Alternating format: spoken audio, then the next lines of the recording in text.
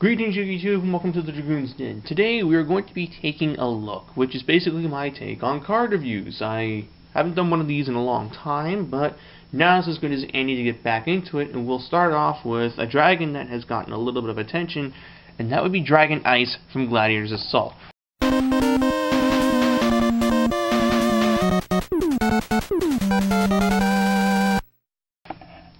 This is the only set he has been printed in. He's never been reprinted since. He's a secret rare, and that means he's going to command a little bit of value, at least in the secondary market. Now, what does he do? Well, he's a level 5 water-type dragon monster with 1800 attack and 2200 defense. His effect is you can discard one card from your hand to special summon him from your hand or your graveyard.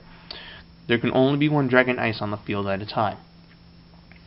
So, what is he good for? Well, he used to be one of the key points of the Frozen Ray Disaster Dragon deck, and you kind of still can run him since he does enable access to some trick plays, but there's a deck that he's actually being used even more so in, and that would be Atlanteans.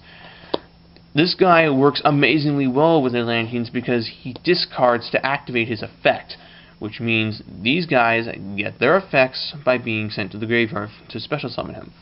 Furthermore, he can special summon himself by discarding it from the hand, and then he revives himself from the graveyard. You know, kind of like what Machina Fortress does, except, yeah, this guy's a chainable effect, so they can max see this. But that's alright.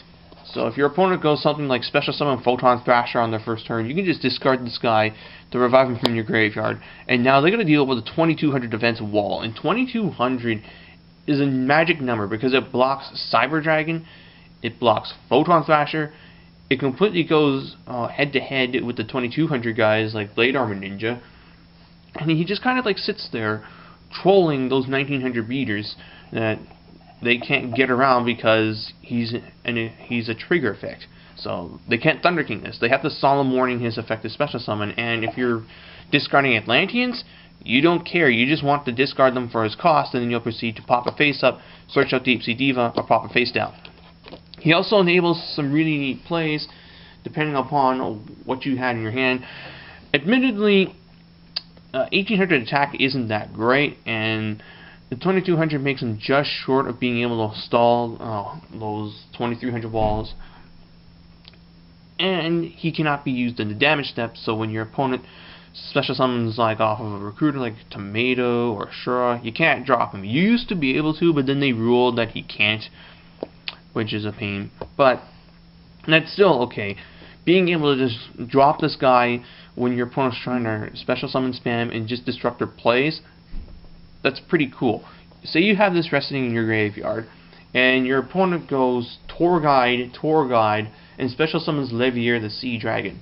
You decide at that point to activate Dragon Ice's effect and discard Atlantean Heavy Arms in order to special summon him from your graveyard. Heavy Infantry's effect activates, and you target that Levier, and you pop it. And now they're like out of Levier, and you've got a 2200 wall on your side of the field.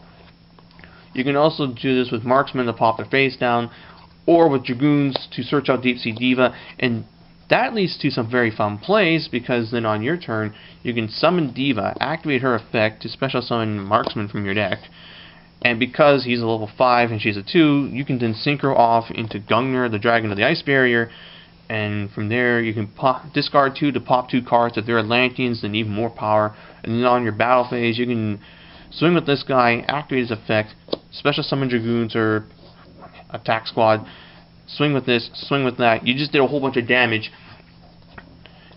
and all it really took was just having a Dragon Ice and a Deep Sea Diva on your side of the field. Now, one downside to this guy is he's not that searchable. You can't get him from your deck to your hand. The major consistently way to get like this guy set up would be to dump it with Genex Undyne, because he's a water, so you can just dump it with Undyne in order to search out your Genex controller.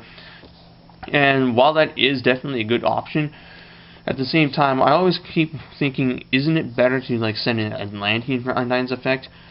It kind of depends on what you have in your hand. If you have a Diva in your hand, or at least a bunch of Atlanteans in your hand, then I would send Dragon Ice for Undyne's effect.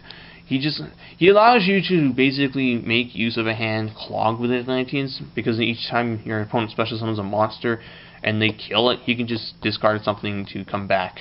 And he's a rather annoying pest. I remember when I was playtesting him with other decks, like Glads, every time they would like tag in, I would just special summon this guy from the graveyard. And could you imagine that now, if like they do something like tag in, you discard to special summon this guy, and then you have Marksman or Heavy Arms pop something on the field? I hear that's pretty good. So then that begs the question, is Dragon Knight worth going after? At this moment, I would say yes if you want to be competitive with Atlanteans. And yeah, it's definitely a good card, but again, once more meals come out, he is going to see less use. So honestly, if you don't have one, I would not fret about it. If you do have one, I would try and get rid of it. See if there are any people who desperately want to be competitive with Atlanteans before the next set comes out, because you kind of do need one. Therefore, I think you'll have some pretty decent trading power. He does have the advantage of being a secret rare and only in that rarity. He's never been reprinted, so he's a bit hard to find as he's from an older set, so you might be able to get some money out of him. Otherwise, yeah, he's a good card, but he's not mandatory unless you just want to like be competitive with Atlanteans. And that's it for this episode of Taking a Look. Thank you all for watching, guys, and goodbye.